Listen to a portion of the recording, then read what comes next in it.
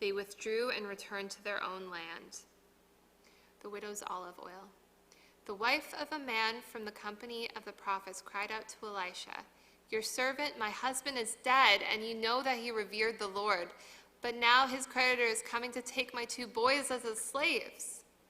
Elisha replied to her, "How can I help you? Tell me, what do you have in your house?" "Your servant has nothing there at all," she said, "except a small jar of olive oil." Elisha said, "Go around and ask all your neighbors for empty jars. Don't ask for just a few. Then go inside and shut the door behind you and your sons. Pour oil into all the jars, and as each is filled, put it to one side." She left him and shut the doors behind her and her sons. They brought the jars to her, and she kept pouring. When all the jars were full, she said to her son, "Bring me another one." But he replied, "There is not a jar left." Then the oil stopped flowing. She went and told the man of God, and he said, "Go, sell the oil and pay your debts. You and your sons can live on what is left." The Shunammite's son restored to life. One day, Elisha went to Shunem, and a well-to-do woman was there who urged him to stay for a meal. So whenever he came by, he stopped there to eat. She said to her husband, "I know that this man who often comes our way is a holy man of God. Let's make a small room on the roof and put in it a bed and a table and a chair and a lamp for him. Then he can stay there whenever he comes to us." One day, when Elisha came, he went up to his room and lay down there. He said to his servant Gehazi, "Call the Shunammite." So he called her, and she stood before him. Elisha said to him, "Tell her, you have gone to all this trouble for us. Now what can be done for you? Can we speak on your behalf to the king or the commander of the army?" She replied, "I have a home among my own people." "What can be done for her?" Elisha asked. Gehazi said, "She has no son and her husband is old." Then Elisha said, "Call her." So he called her, and she stood in the doorway. "About this time next year," Elisha said, "you will hold a son in your arms." "No, my lord," she objected. "Please, man of God, don't mislead your servant." But the woman became pregnant, and the next year about that same time she gave birth to a son, just as Elisha had told her. The child grew, and one day he went out to his father, who was with the reapers. He said to his father, "My head, my head!" His father told the servant, "Carry him to his mother." After the servant had lifted him up and carried him to his mother, the boy sat on her lap until noon, and then he died. She went up and laid him on the bed of the man of God, then shut the door and went out. She called her husband and said, "Please send me one of the servants and a donkey so I can go to the man of God quickly and return." "Why go to him today?" he asked. "It's not the new moon or the Sabbath." "That's all right," she said. She saddled the donkey and said to her servant, "Lead on, don't slow down for me unless I tell you." So she set out and came to the man of God at Mount Carmel. When he saw her in the distance, the man of God said to his servant Gehazi, "Look, there is the Shunammite. Run to meet her and ask her, 'Are you all right? Is your husband all right? Is your child all right?'" "Everything is all right," she said. When she reached the man of God at the mountain, she took hold of his feet. Gehazi came to push her away, but the man of God said, "Leave her alone. She is in bitter distress, but the Lord has hidden it from me and has not told me why." "Did I ask you for a son, my lord?" she said. "Didn't I tell you, don't raise my hopes?" Elisha said to Gehazi, "Tuck your cloak into your belt, take my staff in your hand, and run. Don't greet anyone you meet, and if anyone greets you, don't answer. Lay my staff on the boy's face." But the child's mother said, "As surely as the Lord lives, and as you live, I will not leave you." So he got up and followed her. Gehazi went on ahead and laid the staff on the boy's face, but there was no sound or response. So Gehazi went back to meet Elisha and told him, "The boy has not awakened." When Elisha reached the house, there was the boy lying dead on his couch. He went in, shut the door on the two of them, and prayed to the Lord. Then he got on the bed and lay on the boy, mouth to mouth, eyes to eyes, hands to hands. And as he stretched himself out on him, the boy's body grew warm. Elisha turned away and walked back and forth in the room, and then got on the bed and stretched out on him once more. The boy sneezed 7 times and opened his eyes. Elisha summoned Gehazi and said, "Call the Shunammite." And he did. When she came, he said, "Take your son." She came in, fell at his feet, and bowed to the ground. Then she took her son and went out. Elisha returned to Gilgal, and there was a famine in that region.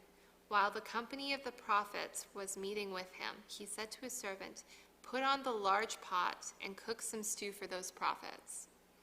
One of them went out into the fields to gather herbs and found a wild vine and picked it as many of its gourds as his garments could hold. When he returned, he cut them up into the pot of stew, though no one knew what they were. The stew was poured out for the men, but as they began to eat it, they cried out, "Man of God, there is death in the pot!" And they could not eat it. Elisha said, "Get some flour." He put it into the pot and said, "Serve it to the people to eat." And there was nothing harmful in the pot. A man came from Baal Shalisha, bringing the man of God 20 loaves of barley bread baked from the first ripe grain, along with some heads of new grain. "Give it to the people to eat," Elisha said. "How can I set this before 100 men?" his servant asked. But Elisha answered, "Give it to the people to eat, for this is what the Lord says, they will eat and have some left over." Then he set it before them, and they ate, and had some left over, according to the word of the Lord. Chapter 5. Now Naaman was commander of the army of the king of Aram. He was a great man in the sight of his master, and highly regarded, because through him the Lord had given victory to Aram. He was a valiant soldier, but he had leprosy. Now the bands of raiders from Aram had gone out and had taken captive a young girl from Israel, and she served Naaman's wife. She said to her mistress, "If only my master would see the prophet who is in Samaria, he would cure him of his leprosy." Naaman went to his master and told him what the girl from Israel had said. "By all means go," the king of Aram replied. "I will send a letter to the king of Israel." So Naaman left, taking with him 10 talents of silver, 6,000 shekels of gold, and 10 sets of clothing. The letter that he took to the king of Israel read, "With this letter I am sending my servant Naaman to you so that you may cure him of his leprosy." As soon as the king of Israel read the letter, he tore his robes and said, "Am I God? Can I kill and bring back to life? Why does this fellow send someone to me to be cured of his leprosy? See how he is trying to pick a quarrel with me." When Elisha, the man of God, heard that the king of Israel had torn his robes, he sent him this message: "Why have you torn your robes? Have the man come to me, and he will know that there is a prophet in Israel." So Naaman went with his horses and chariots and stopped at the door of Elisha's house. Elisha sent a messenger to say to him, "Go, wash yourself 7 times in the Jordan, and your flesh will be restored, and you will be cleansed." But Naaman went away angry and said, "I thought that he would surely come out to me and stand and call on the name of the Lord his God, wave his hand over the spot, and cure me of my leprosy. Are not Abana and Pharpar, the rivers of Damascus, better than all the waters of Israel? Couldn't I wash in them and be cleansed?" So he turned and went off in a rage. Naaman's servants went to him and said, "My father, if the prophet had told you to do some great thing, would you not have done it? How much more then when he tells you, 'Wash and be cleansed'?" So he went down and dipped himself in the Jordan 7 times as the man of God had told him, and his flesh was restored and became clean like that of a young boy. Then Naaman and all his attendants went back to the man of God. He stood before him and said, "Now I know that there is no God in all the world except in Israel. So please accept a gift from your servant." The prophet answered, "As surely as the Lord lives, whom I serve, I will not accept a thing." And even though Naaman urged him, he refused. "If you will not," said Naaman, "please let me, your servant, be given as much earth as a pair of mules can carry, for your servant will never again make burnt offerings and sacrifices to any other god but the Lord. But may the Lord forgive your servant for this one thing. When my master enters the temple of Rimmon to bow down, and he's leaning on my arm, and I have to bow there also. When I bow down in the temple of Rimmon, may the Lord forgive your servant for this." "Go in peace," Elisha said. After Naaman had traveled some distance, Gehazi, the servant of Elisha, the man of God, said to himself, "My master was too easy on Naaman, this Aramean, by not accepting from him what he brought. As surely as the Lord lives, I will run after him and get something from him." So Gehazi hurried after Naaman. When Naaman saw him running toward him, he got down from the chariot to meet him. "Is everything all right?" he asked. "Everything is all right," Gehazi answered. "My master sent me to say, 2 young men from the company of the prophets had just come to me from the hill country of Ephraim. Please give them a talent of silver and 2 sets of clothing." "By all means, take 2 talents, said Naaman. He urged Gehazi to accept them, and then tied up the 2 talents of silver in 2 bags with 2 sets of clothing. He gave them to 2 of his servants, and they carried them ahead of Gehazi. When Gehazi came to the hill, he took the things from the servants and put them away in the house. He sent the men away, and they left. When he went in and stood before his master, Elisha asked him, "Where have you been, Gehazi?" "Your servant didn't go anywhere," Gehazi answered. But Elisha said to him, "Was not my spirit with you when the man got down from his chariot to meet you? Is this the time to take money or to accept clothes, or olive groves and vineyards, or flocks and herds, or male and female slaves? Naaman's leprosy will cling to you and to your descendants forever."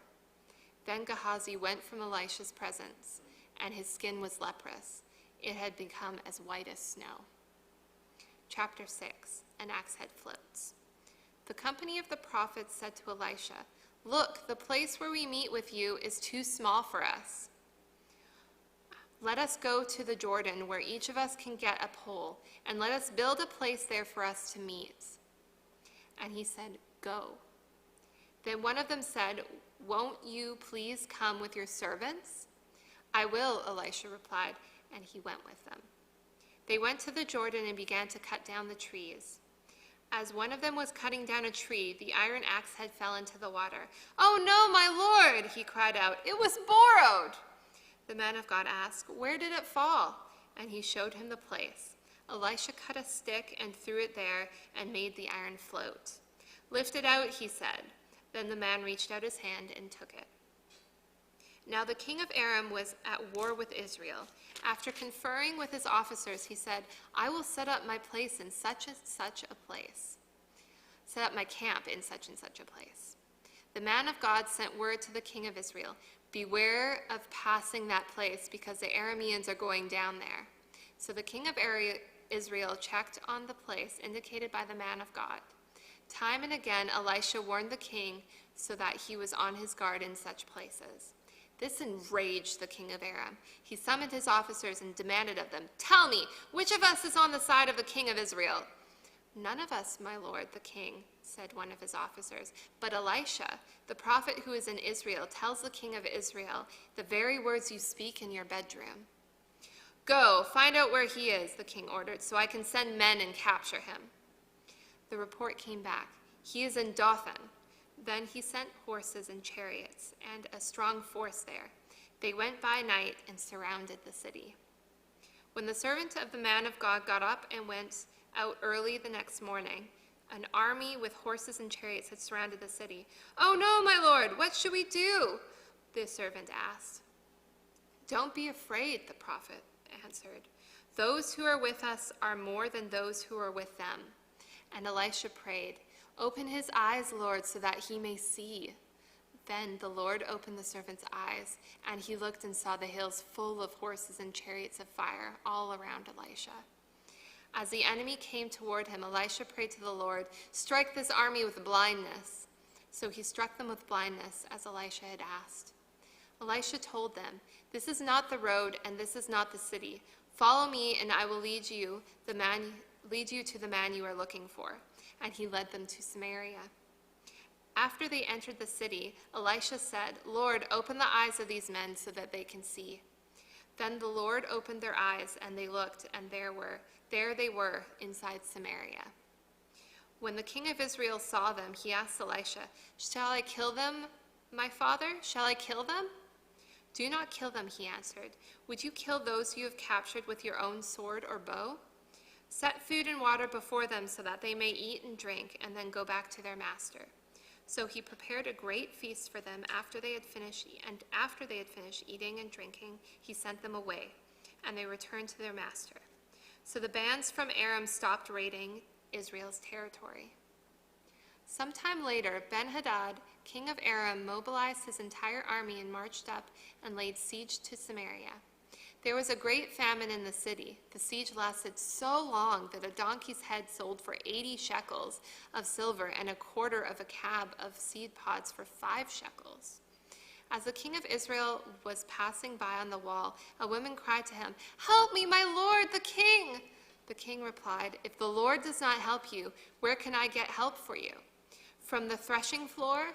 From the winepress?" Then he asked her, "What's the matter?" She answered, "This woman said to me, 'Give up your son so that we may eat him today, and tomorrow we'll eat my son.' So we cooked my son and ate him. The next day I said to her, 'Give up your son so we may eat him,' but she had hidden him." When the king heard the woman's words, he tore his robes. As he went along the wall, the people looked, and they saw that under his robes he had sackcloth on his body. He said, "May God deal with me, be it ever so severely, if the head of Elisha, son of Shaphat, remains on his shoulders today." Now Elisha was sitting in his house, and the elders were sitting with him. The king sent a messenger ahead, but before he arrived, Elisha said to the elders, "Don't you see how this murderer is sending someone to cut off my head? Look, when the messenger comes, shut the door and hold it shut against him. Is not the sound of his master's footsteps behind him?" While he was still talking to them, the messenger came down to him. The king said, "This disaster is from the Lord. Why should I wait for the Lord any longer?" Chapter 7. Elisha replied, "Hear the word of the Lord. This is what the Lord says. About this time tomorrow, a seah of the finest flour will sell for a shekel, and 2 seahs of barley for a shekel at the gate of Samaria." The officer on whose arm the king was leaning said to the man of God, "Look, even if the Lord should open the floodgates of the heavens, could this happen?" "You will see it with your own eyes," answered Elisha, "but you will not eat any of it." Now there were 4 men with leprosy at the entrance of the city gate. They said to each other, "Why stay here until we die? If we say we'll go into the city, the famine is there and we will die. And if we stay here, we will die. So let's go over to the camp of the Arameans and surrender. If they spare us, we live. If they kill us, then we die." At dusk, they got up and went to the camp of the Arameans. When they reached the edge of the camp, no one was there, for the Lord had caused the Arameans to hear the sound of chariots and horses and a great army, so that they said to one another, "Look, the king of Israel has hired the Hittite and Egyptian kings to attack us." So they got up and fled in the dusk and abandoned their tents and their horses and donkeys. They left the camp as it was and ran for their lives.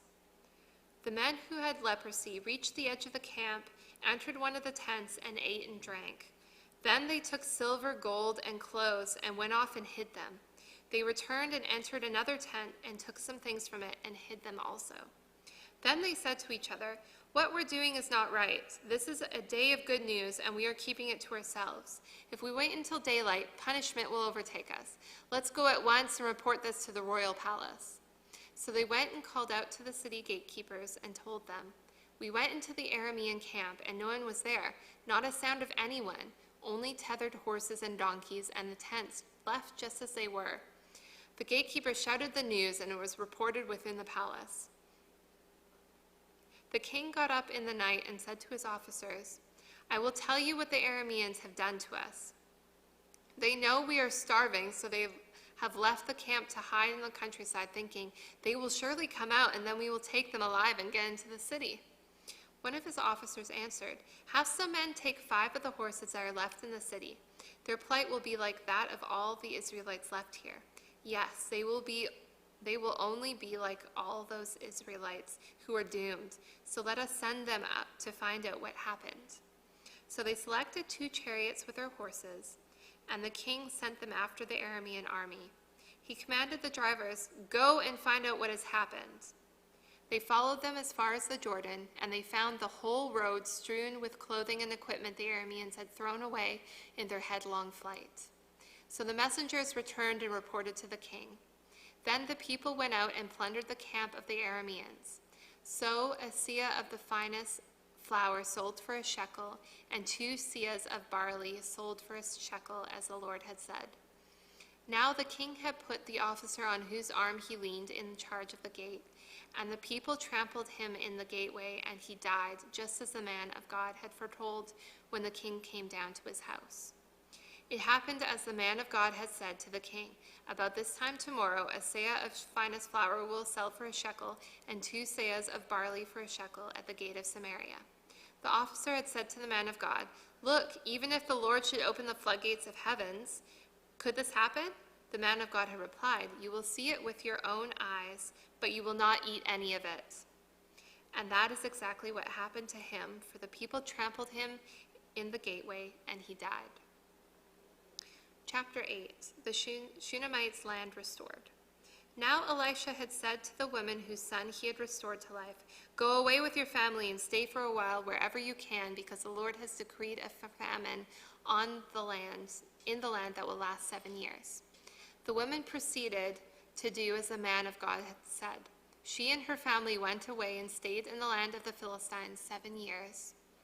At the end of the 7 years, she came back from the land of the Philistines and went to appeal to the king for her house and land. The king was talking to Gehazi, the servant of the man of God, and had said, tell me about all the great things Elisha had done. Just as Gehazi was telling the king how Elisha had restored the dead to life, the woman whose son Elisha had brought back to life came to appeal to the king for her house and land. Gehazi said, this is the woman, my lord, the king, and this is her son whom Elisha restored to life. The king asked the woman about it, and she told him.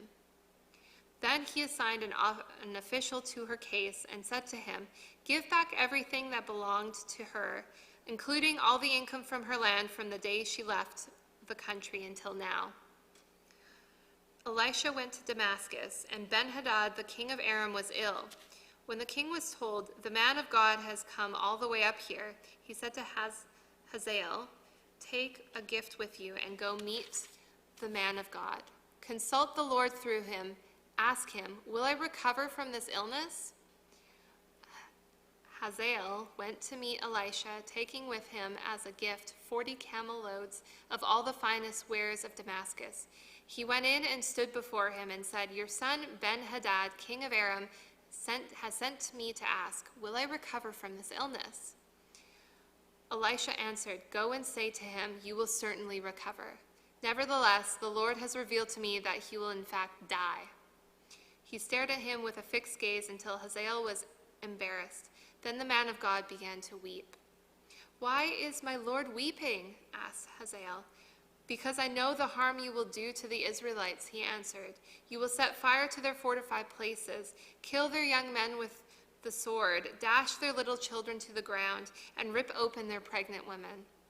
Hazael said, How could your servant, a mere dog, accomplish such a feat? The Lord has shown me that you will become king of Aram, answered Elisha. Then Hazael left Elisha and returned to his master. When Ben-Hadad asked, what did Elisha say to you? Hazael replied, he told me that you would certainly recover. But the next day he took a thick cloth, soaked it in water, and spread it over the king's face so that he died. Then Hazael succeeded him as king. In the 5th year of Joram, son of Ahab, king of Israel, when Jehoshaphat was king of Judah, Jehoram, son of Jehoshaphat, began his reign as king of Judah. He was 32 years old when he became king, and he reigned in Jerusalem 8 years. He followed the ways of the kings of Israel, as the house of Ahab had done, for he married a daughter of Ahab. He did evil in the eyes of the Lord. Nevertheless, for the sake of his servant David, the Lord was not willing to destroy Judah. He had promised to maintain a lamp for David and his descendants forever. In the time of Jehoram, Edom rebelled against Judah and set up its own king. So Jehoram went to Zair with all his chariots. The Edomites surrounded him and his chariot commanders, but he rose up and broke through by night. His army, however, fled back home. To this day, Edom has been in rebellion against Judah. Libnah revolted at the same time. As for the other events of Jehoram's reign and all he did, are they not written in the book of the annals of the king of Judah? Jehoram rested with his ancestors and was buried with them in the city of David. And Ahaziah, his son, succeeded him as king. In the 12th year of Joram, son of Ahab, king of Israel, Ahaziah, son of Jehoram, king of Judah, began to reign. Ahaziah was 22 years old when he became king, and he reigned in Jerusalem 1 year. His mother's name was Athaliah, a granddaughter of Omri, king of Israel. He followed the ways of the house of Ahab and did evil in the eyes of the Lord, as the house of Ahab had done, for he was related by marriage to Ahab's family. Ahaziah went with Joram, son of Ahab, to war against Hazael, king of Aram, at Ramoth-Gilead. The Arameans wounded Joram. So King Joram returned to Jezreel to recover from the wounds the Arameans had inflicted on him at Ramoth in his battle with Hazael, king of Aram.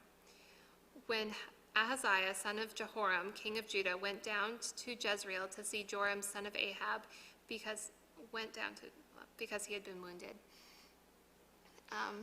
Chapter 9. The prophet Elisha summoned a man from the company of the prophets and said to him, "Tuck your cloak into your belt, take this flask of olive oil with you, and go to Ramoth-Gilead. When you get there, look for Jehu, son of Jehoshaphat, the son of Nimshi. Go to him, get him away from his companions, and take him into an inner room. Then take the flask and pour the oil on his head and declare, 'This is what the Lord says. I anoint you king over Israel.' Then open the door and run. Don't delay." So the young prophet went to Ramoth-Gilead. When he arrived, he found the army officers sitting together. "I have a message for you, commander," he said. "For which of us?" asked Jehu. "For you, commander," he replied. Jehu got up and went into the house. Then the prophet poured the oil on Jehu's head and declared, "This is what the Lord, the God of Israel, says. I anoint you king over the Lord's people, Israel. You are to destroy the house of Ahab your master, and I will avenge the blood of my servants, the prophets, and the blood of all the Lord's servants shed by Jezebel. The whole house of Ahab will perish. I will cut off from Ahab every last male in Israel, slave or free. I will make the house of Ahab like the house of Jeroboam, son of Nebat, and like the house of Baasha, son of Ahijah. As for Jezebel, dogs will devour her on the plot of ground at Jezreel, and no one will bury her." Then he opened the door and ran.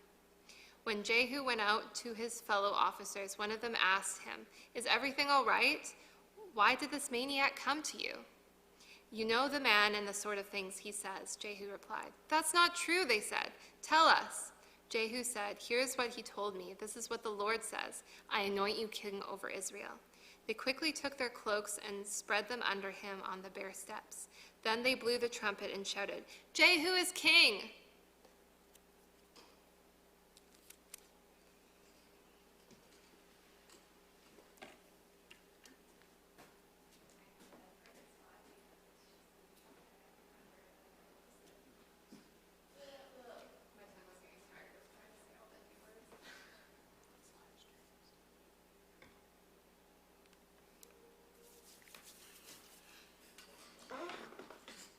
So Jehu, son of Jehoshaphat, the son of Nimshi, conspired against Joram. Now Joram and all Israel had been defending Ramoth-Gilead against Hazael, king of Aram. But King Joram had returned to Jezreel to recover from the wounds the Arameans had inflicted on him in the battle with Hazael, king of Aram. Jehu said, "If you desire to make me king, don't let anyone slip out of the city to go and tell the news in Jezreel." Then he got into his chariot and rode to Jezreel, because Joram was resting there, and Ahaziah, king of Judah, had gone down to see him. When the lookout standing on the tower in Jezreel saw Jehu's troops approaching, he called out, "I see some troops coming."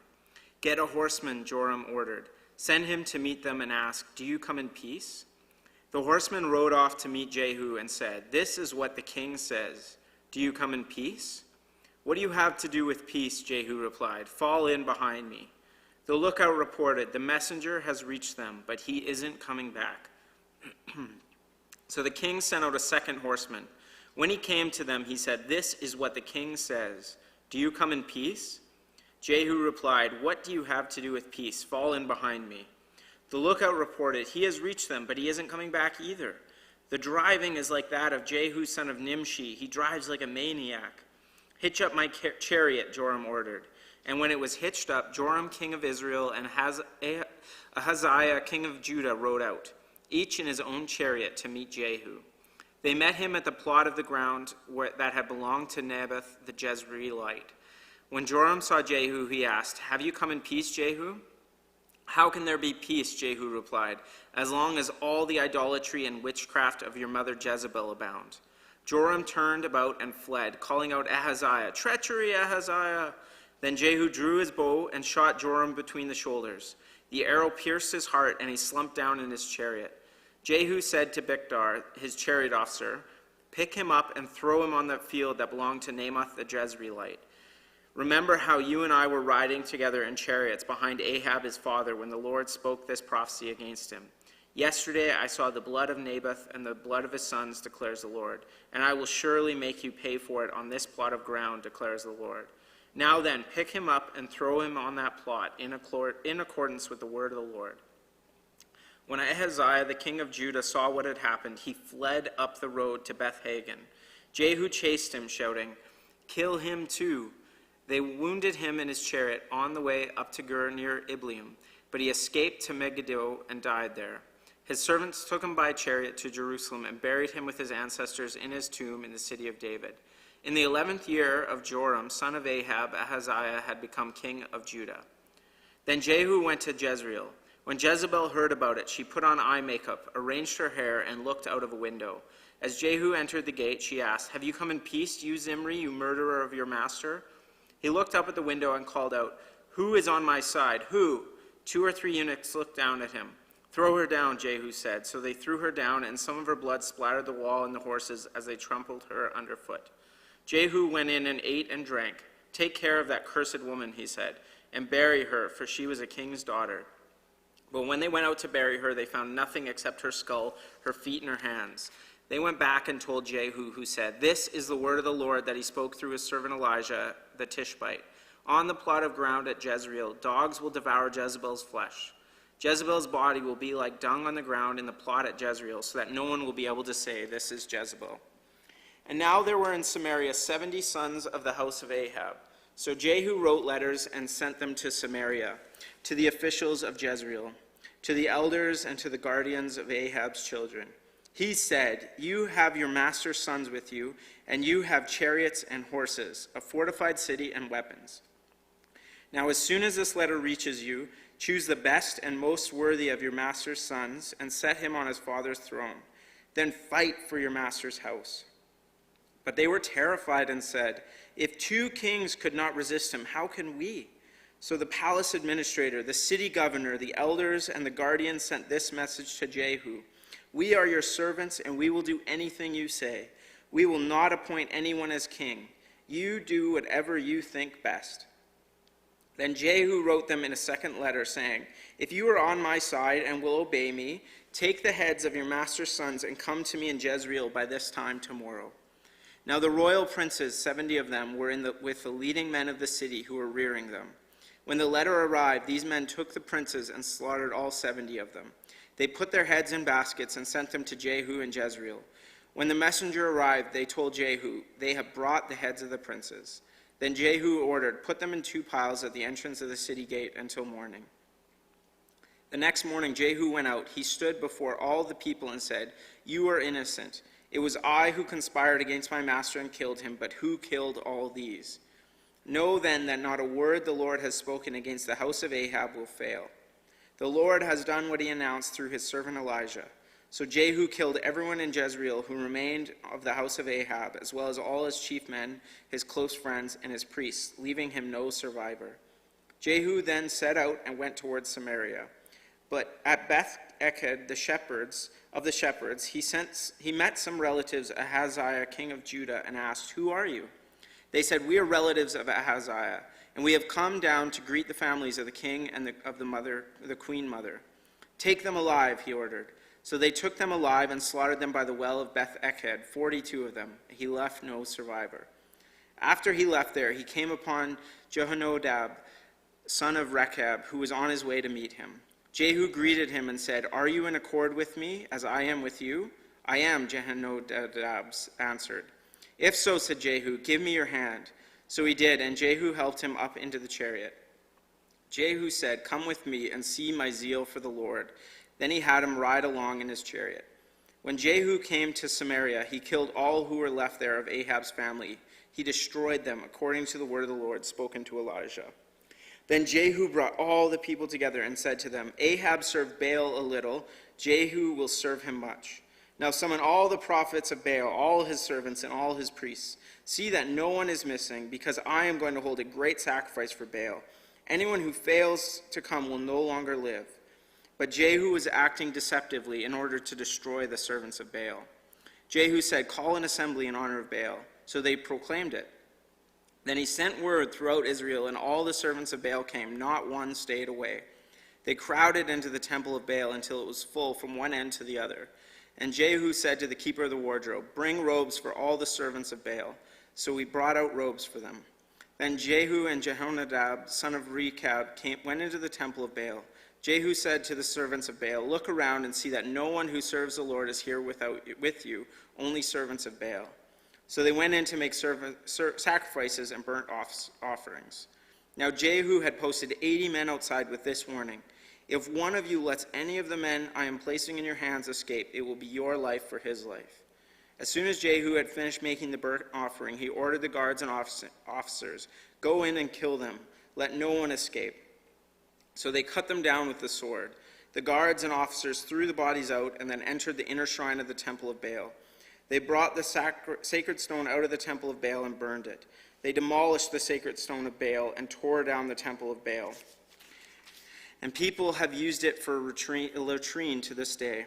So Jehu destroyed Baal worship in Israel. However, he did not turn away from the sins of Jeroboam, son of Nebat, which had caused Israel to commit, the worship of the golden calves at Bethel and Dan. The Lord said to Jehu, "Because you have done well in accomplishing what is right in my eyes and have done to the house of Ahab all that I had in mind to do, your descendants will sit on the throne of Israel to the 4th generation." Yet Jehu was not careful to keep the law of the Lord, the God of Israel, and with all his heart. He did not turn away from the sins of Jeroboam, which he had caused Israel to commit. In those days, the Lord began to reduce the size of Israel. Hazael overpowered the Israelites throughout their territory, east of the Jordan and all the land of Gilead, the region of Gad, Reuben, and Manasseh, from Aroer by the Arnon Gorge through Gilead to Bashan. As for the other events of Jehu's reign, all he did and all his achievements, are they not written in the books of the annals of the king of Israel? Jehu rested with his ancestors and was buried in Samaria. And Jehoahaz, his son, succeeded him as king. The time that Jehu reigned over Israel and Samaria was 28 years. Chapter 11. When Athaliah, the mother of Ahaziah, saw that her son was dead, she proceeded to destroy the whole royal family. But Jehosheba, the daughter of King Jehoram, the sister of Ahaziah, took Joash, son of Ahaziah, and stole him from among the royal princes who were about to be murdered. She put him and his nurse in a bedroom to hide him from Athaliah, and so he was not killed. He remained hidden with his nurse at the temple of the Lord for 6 years, while Athaliah ruled the land. In the 7th year, Jehoiada sent for the commanders of units of 100. The Kerites and the guards had them brought to him at the temple of the Lord. He made a covenant with them and put them under oath at the temple of the Lord. Then he showed them the king's son. He commanded them, saying, "This is what you are to do. You who are in the 3 companies that are going on duty on the Sabbath, a third of you guarding the royal palace, a third at the Sur gate, and a third at the gate behind the guard, who take turns guarding the temple. And you who are in the other 2 companies that normally go off Sabbath duty are all to guard the temple for the king. Station yourselves around the king, each of you with a weapon in hand. Anyone who approaches your ranks is to be put to death. Stay close to the king wherever he goes." The commanders of units of 100 did just as Jehoiada the priest ordered. Each one took his men, those who were going on duty on the Sabbath and those who were going off duty, and came to Jehoiada the priest. Then he gave the commanders the spears and shields that had belonged to King David and that were in the temple of the Lord. The guards, each with a weapon in hand, stationed themselves around the king, near the altar and the temple, from the south side to the north side of the temple. Jehoiada brought out the king's son and put the crown on him. He presented him with a copy of the covenant and proclaimed him king. They anointed him, and the people clapped their hands and shouted, "Long live the king!" When Athaliah heard the noise made by the guards and the people, she went to the people at the temple of the Lord. She looked, and there was the king standing by the pillar, as the custom was. The officers and the trumpeters were beside the king, and all the people of the land were rejoicing and blowing trumpets. Then Athaliah tore her robes and called out, "Treason, treason!" Jehoiada the priest ordered the commanders and units of 100 who were in charge of the troops, "Bring her out between the ranks and put to the sword anyone who follows her." For the priests had said, "She must not be put to death in the temple of the Lord." So they seized her as she reached the place where the horses entered the palace grounds, and there she was put to death. Jehoiada then made a covenant between the Lord and the king and the people, and they would be the Lord's people. He also made a covenant between the king and the people. All the people of the land went to the temple of Baal and tore it down. They smashed the altars and idols to pieces and killed Mattan, the priest of Baal, in front of the altars. Then Jehoiada the priest posted guards at the temple of the Lord. He took with him the commanders of hundreds, the Karites, the guards, and all the people of the land, and together they brought the king down from the temple of the Lord and went into the palace, entering by the way of the gate of the guards. The king then took his place on the royal throne. All the people of the land rejoiced, and the city was calm, because Athaliah had been slain with the sword at the palace. Joash was 7 years old when he began to reign. Chapter 12. In the 7th year of Jehu, Joash became king, and he reigned in Jerusalem 40 years. His mother's name was Zibiah. She was from Beersheba. Joash did what was right in the eyes of the Lord all the years Jehoiada the priest instructed him. The high places, however, were not removed.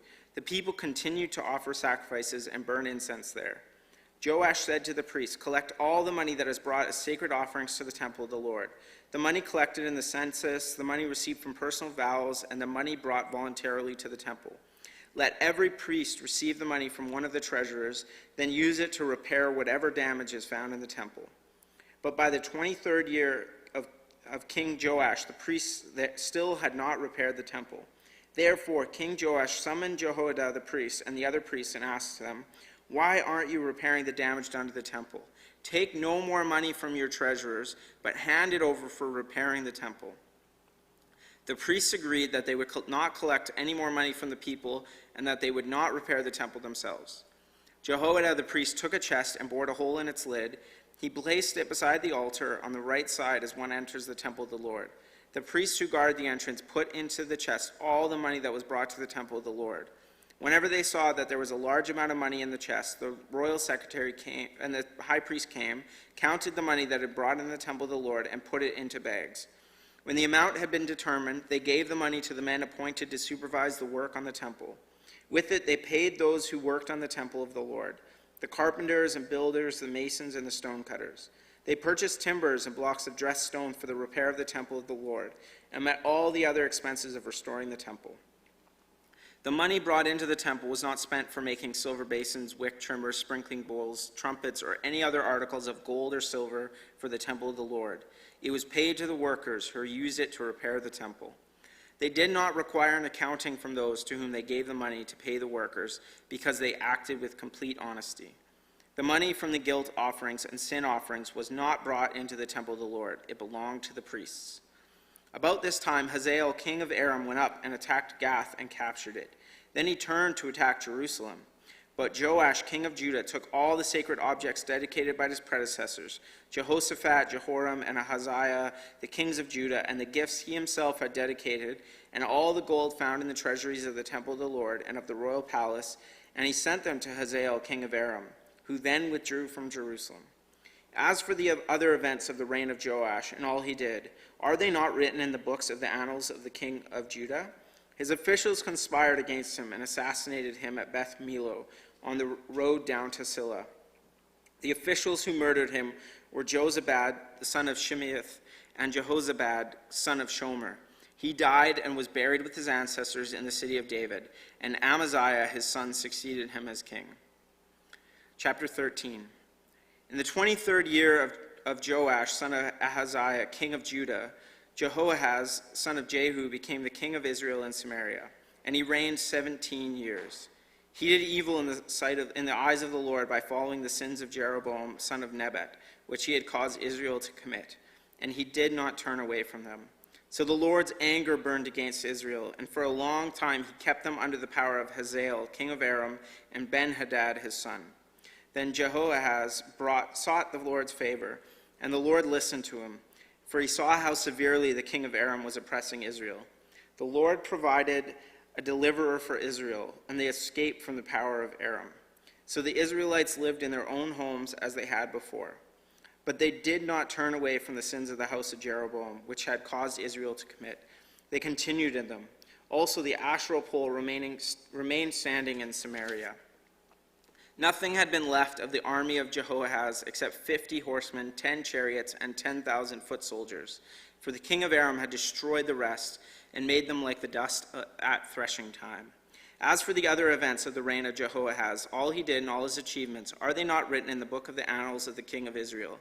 Jehoahaz rested with his ancestors and was buried in Samaria, and Jehoash his son succeeded him as king. In the 37th year of Joash, king of Judah, Jehoash, son of Jehoahaz, became the king of Israel in Samaria, and he reigned 16 years. He did evil in the eyes of the Lord and did not turn away from any of the sins of Jeroboam, the son of Nebat, which had caused Israel to commit. He continued in them. As for the other events of the reign of Jehoash, all he did and all his achievements, including his war against Amaziah, king of Judah, are they not written in the book of the annals of the king of Israel? Jehoash rested with his ancestors, and Jeroboam succeeded him on the throne. Jehoash was buried in Samaria with the kings of Israel. Now Elisha had been suffering from the illness in which he died. Jehoash, king of Israel, went down to see him and wept over him. My father, he cried, the chariots and horsemen of Israel. Elisha said, get a bow and some arrows. And he did so. Take the bow in your hands, he said to the king of Israel. When he had taken it, Elisha put his hands in the king's hands. Open the east window, he said. And he opened it. Shoot, Elisha said, and he shot. The Lord's arrow of victory, the arrow of victory over Aram. Elisha declared, you will completely destroy the Arameans at Aphek. Then he said, take the arrows. And the king took them. Elisha told him, strike the ground. He struck it 3 times and stopped. The man of God was angry with him and said, you should have struck the ground 5 or 6 times. Then you would have completely defeated Aram and completely destroyed it. But now you will defeat it only 3 times. Elisha died and was buried. Now Moabite raiders used to enter the country every spring. Once, while some Israelites were burying a man, suddenly they saw a band of raiders. So they threw the man's body into Elisha's tomb. When the body touched Elisha's bones, the man came to life and stood up on his feet. Hazael, king of Aram, oppressed Israel throughout the reign of Jehoahaz. But the Lord was gracious to them and had compassion and showed concern for them because of his covenant with Abraham, Isaac, and Jacob. To this day, he has been unwilling to destroy them or banish them from his presence. Hazael, king of Aram, died, and Ben-Hadad, his son, succeeded him as king. Then Jehoash, son of Jehoahaz, recaptured from Ben-Hadad, son of Hazael, the towns he had taken in battle from his father Jehoahaz. 3 times Joash defeated him, so he recovered the Israelite towns. Chapter 14. In the 2nd year of Jehoash, son of Jehoahaz, king of Israel, Amaziah, son of Joash, king of Judah, began to reign. He was 25 years old when he became king, and he reigned in Jerusalem 29 years. His mother's name was Jehoadan, and she was from Jerusalem. He did what was right in the eyes of the Lord, but not as his father David had done. In everything he followed the example of his father Joash. The high places, however, were not removed. The people continued to offer sacrifices and burn incense there. After the kingdom was firmly in his grasp, he executed the officials who had murdered his father the king. Yet he did not put the children of the assassins to death, in accordance with what is written in the book of the law of Moses, where the Lord commanded, parents are not to be put to death for their children, nor children put to death for their parents. Each will die for their own sin. He was the one who defeated 10,000 Edomites in the Valley of Salt and captured Selah in battle, calling it Joktheel, the name it has to this day. Then Amaziah sent messengers to Jehoash, son of Jehoahaz, the son of Jehu, king of Israel, with the challenge, "Come, let us face each other in battle." But Jehoash, king of Israel, replied to Amaziah, king of Judah, "A thistle in Lebanon sent a message to a cedar in Lebanon, 'Give your daughter to my son in marriage.' Then a wild beast in Lebanon came along and trampled the thistle underfoot. You have indeed defeated Edom, and now you are arrogant. Glory in your victory, but stay at home. Why ask for trouble and cause your own downfall and that of Judah also?" Amaziah, however, would not listen. So Jehoash, king of Israel, attacked. He and Amaziah, king of Judah, faced each other at Beth Shemesh in Judah. Judah was routed by Israel, and every man fled to his home.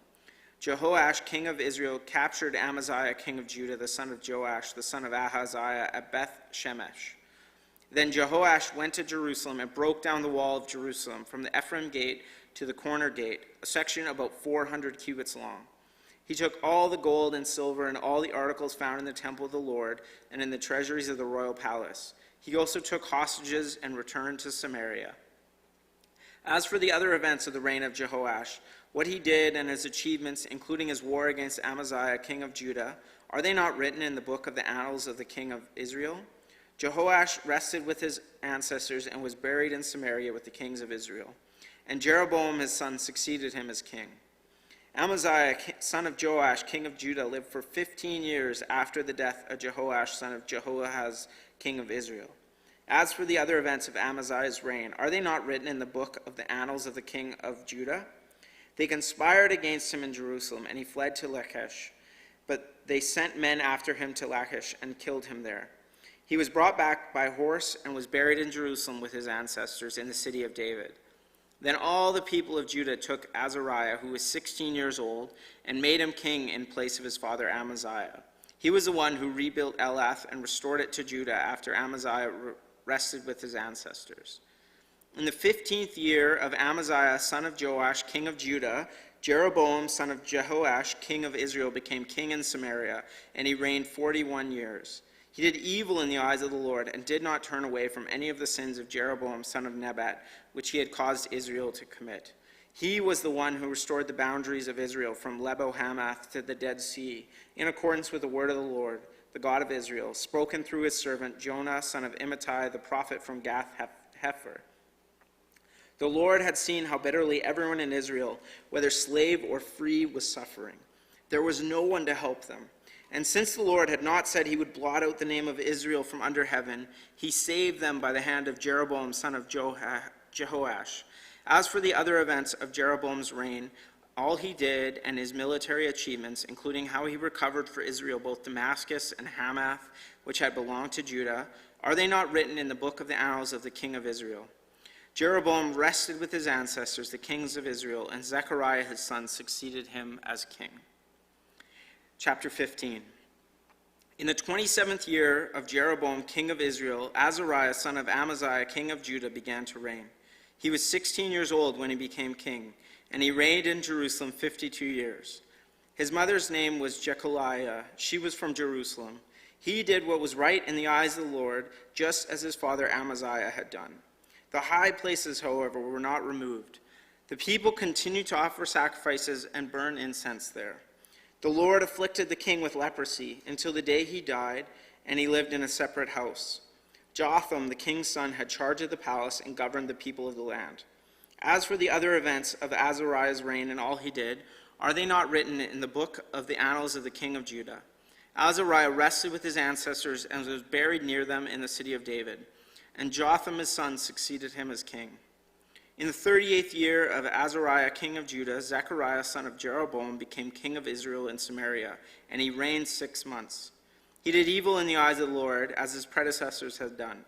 He did not turn away from the sins of Jeroboam, son of Nebat, which he had caused Israel to commit.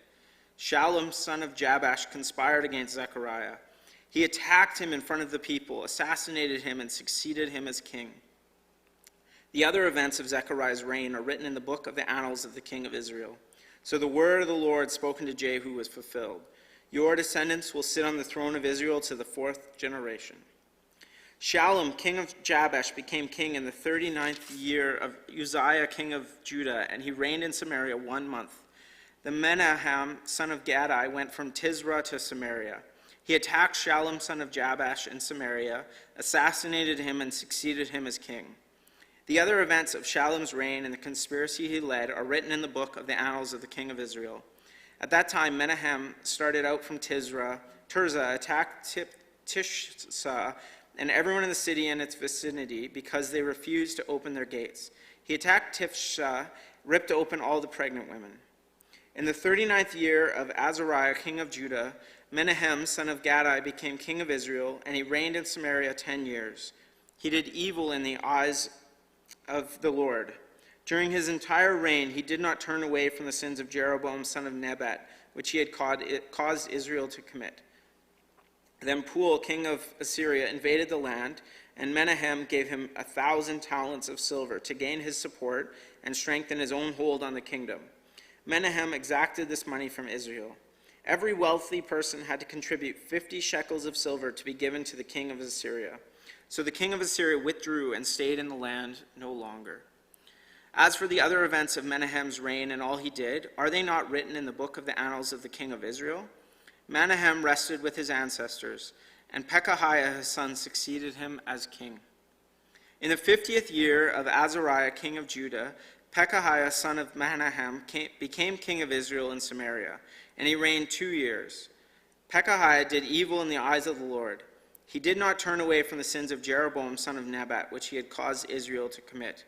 One of his chief officers, Pekah son of Ramaliah, conspired against him. Taking 50 men of Gilead with him, he assassinated Pekahiah, along with Ergob and Ariah, the citadel of the royal palace at Samaria. So Pekah killed Pekahiah and succeeded him as king. The other events of Pekahiah's reign and all he did are written in the book of the annals of the king of Israel.